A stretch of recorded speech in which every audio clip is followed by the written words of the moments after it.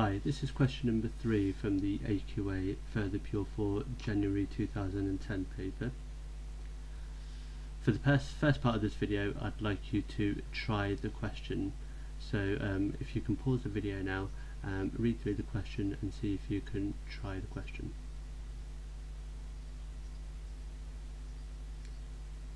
Okay, for the next part of the video, I am now going to give you a hint as to what you need to do in order to answer the question. So, for this question, you've got matrices A and B, and they're defined in terms of this parameter t, and we need to find, in terms of t, the product of these matrices, and show that there exists a value of t such that AB is a scalar multiple of the 3x3 identity matrix. So first of all, we need to find the product of A and B, so we would be looking to times those together. And once we've done that, once we've found the product of them, we will get, all of our elements will be in terms of t. We need to find a value of t so that we've got a multiple of the 3x3 identity matrix. Now remember, in an identity matrix, we're going to have our components here are going to be 0, and our leading diagonal is going to take some value k, and that would be a multiple of our identity matrix. So what we're looking for is what values of t are going to make all of these 0 here. Okay, for part B, we need to show for that value of t, we need to deduce what the inverse matrix of matrix A is going to be. Well, I need to use my knowledge here of a matrix multiplied by its inverse, giving me the identity matrix.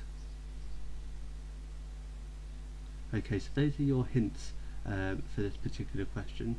If you'd like to pause the video now and have a go, and I will in a second go over the answers.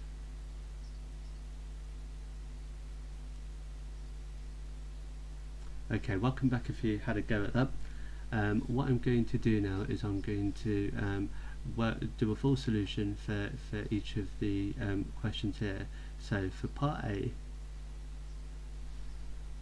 we want to first of all find in terms of t the matrix AB, so I'm going to find the product of this matrix here.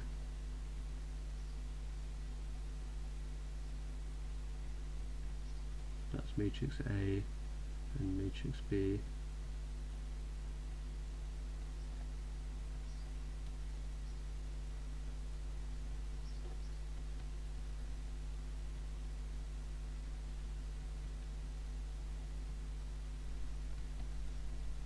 Okay, I'm just going to give myself a little bit more room here, so just move that across here. We'll borrow some of this stuff from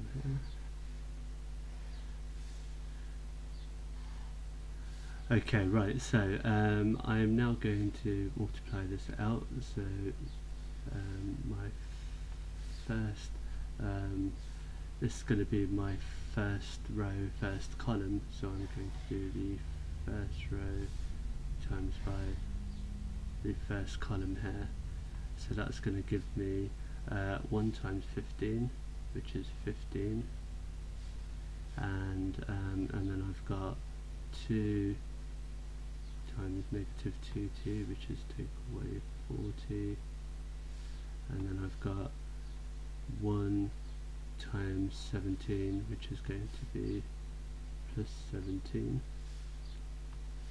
Over here I've still got row 1, still in row 1, but this time I'm in column 2, so I'm going to go back to here, row 1, column 2 this time, so I've got 1 times negative 4, which is negative 4, that's going to be 2 times 4, which is 8, so plus 8, and then I've got 1 times 4, which is 4.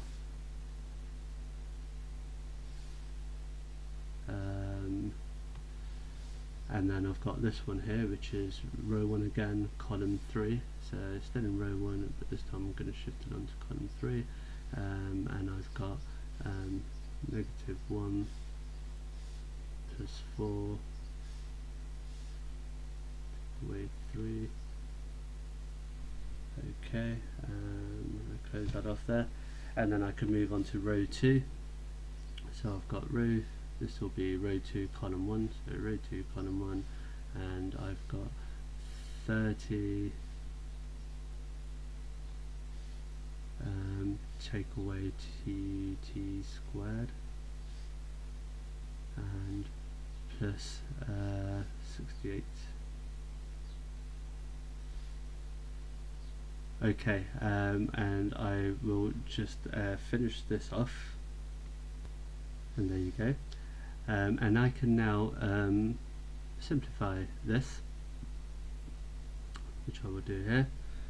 So we should have 32 take away 40, and then we've got this here is going to be 0, and this here is going to be 0, so I've got 0 there and 0 there, and down here I've got 98 take away 2t squared, and over here I've got 40 take away 24, and this here is going to be 2t take away 14, and over here I've got 28 take away 40, and this here is going to be 0, and over here we've got the number 4. Okay, so I found in terms of t the matrix AB, which is what this is, and now we need to show that there is a value of t such that AB is a scalar multiple of the 3 by 3 identity matrix I. Now this is what the a multiple of the identity matrix would look like, so we want all of these components here to be 0. So you can see we've got some of these here 0, but I need the rest of them to be 0 here, here and here. So you might be able to spot, in order to make that 0, t would have to be 7. 7 would make that 0. It would also make that 0 there. And this here, 7 squared is 49, 2 lots 49 is 98, and it would also make that 0 there. So we can write down that t is going to be equal to 7. Okay. And if t was equal to 7, then AB would be equal to 4i. So if t is equal to 7, AB would be equal to 4 times my identity matrix. Okay. Part B is now asking us to find the value of, for this value of t. So when t is 7, we need to deduce the inverse matrix of A. Well, I know that for this value of t, AB is equal to 4i. I also know this knowledge here. I know that A times by the inverse matrix of A gives me the identity matrix. So if I rearrange this here, I could say, well, a quarter of AB is going to be equal to the identity matrix. So that means if I've got matrix A, the inverse of A there is going to be the equivalent of a quarter of B. So the inverse of A must be equal to a quarter of matrix B. So we know matrix B is this over here, so I can say, well, I could say that the inverse of A is going to be equal to a quarter of this matrix here, and where t is 7.